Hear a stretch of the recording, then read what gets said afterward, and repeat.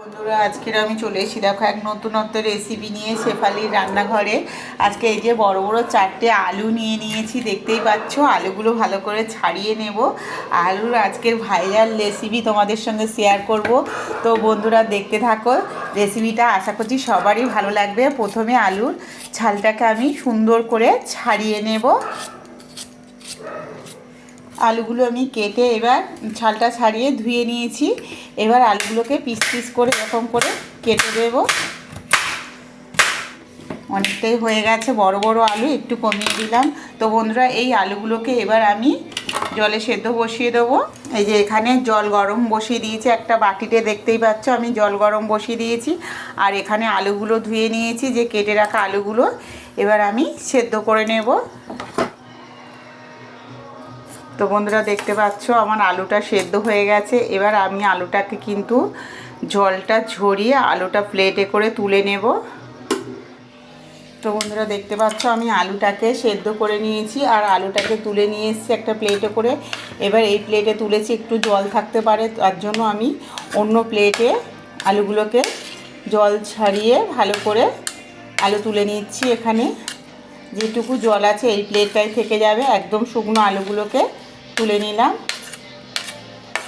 দেখতে পাচ্ছ। এইবার এই আলুর ভেতরে আলুটাকে আমি ভালো করে একটা গ্রেটার দিয়ে ম্যাশ করে নেব। তোমরা চাইলে চামচের সাহায্যেও করতে পারো। আমি আলুটাকে একদম থেসে ভালো করে মসৃণ করে নেবো, যেন একটাও আলুর ডেলা না থাকে। এখানে আমি এবার দিয়ে দেব কর্নফ্লাওয়ার, 3 চামচের মতন কর্নফ্লাওয়ার দিয়ে দেব।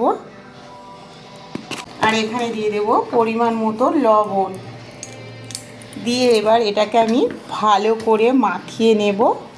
কর্নফ্লাওয়ারটা কিন্তু বার্নিংয়ের জন্য সুবিধা হবে, নালে শুধু আলুটা যখন আমি আবার সেদ্ধ করব, রান্না করতে যাব, তখন কিন্তু আলুটা ছেড়ে চলে যাবে। আলুটা যেন না ছাড়ে তার জন্য কিন্তু আমি এটা করে নিলাম। তো বন্ধুরা দেখুন আমি একটু হাতে সরষের তেল নিয়ে নিয়েছি, নিয়ে এই আলুগুলোকে এরকম করে গোল গোল করে নেব। এই যে দেখতেই পাচ্ছ কত সুন্দর একদম রসগোল্লার মতন হয়েছে। এইভাবে সবগুলোকে তৈরি করে নেব।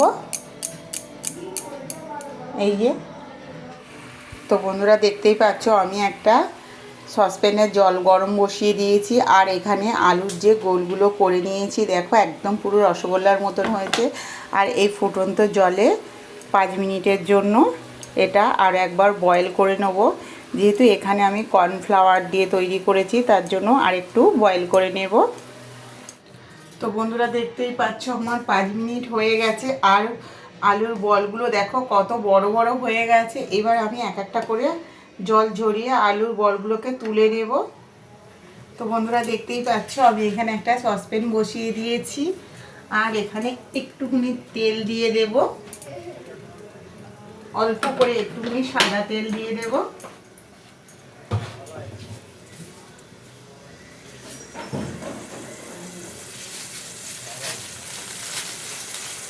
এবার এর ভেতরে দিয়ে দেব একটু সাদা তিল, দিয়ে একটু নেড়ে চেড়ে নেব। একটু গরম হয়ে গেলেই আমি এখানে দিয়ে দেব টমেটো সস,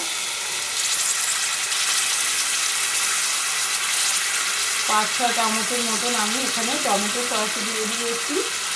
আর এবার এখানে দিয়ে দেবো ছোটো করে, এখানে দিয়ে দেবো অল্প করে একটু জল, বেশি জল দেবো না।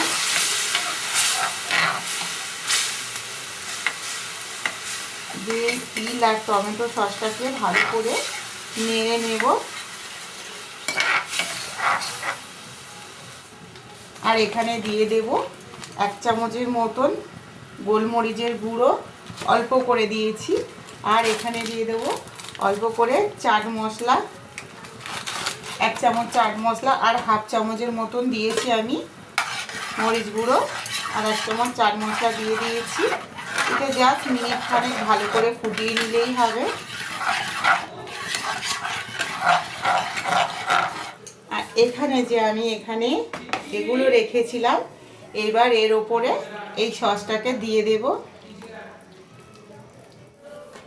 তো বন্ধুরা দেখতেই পাচ্ছ আমি আলুর রেসিপিটা অলরেডি তৈরি করে ফেলেছি।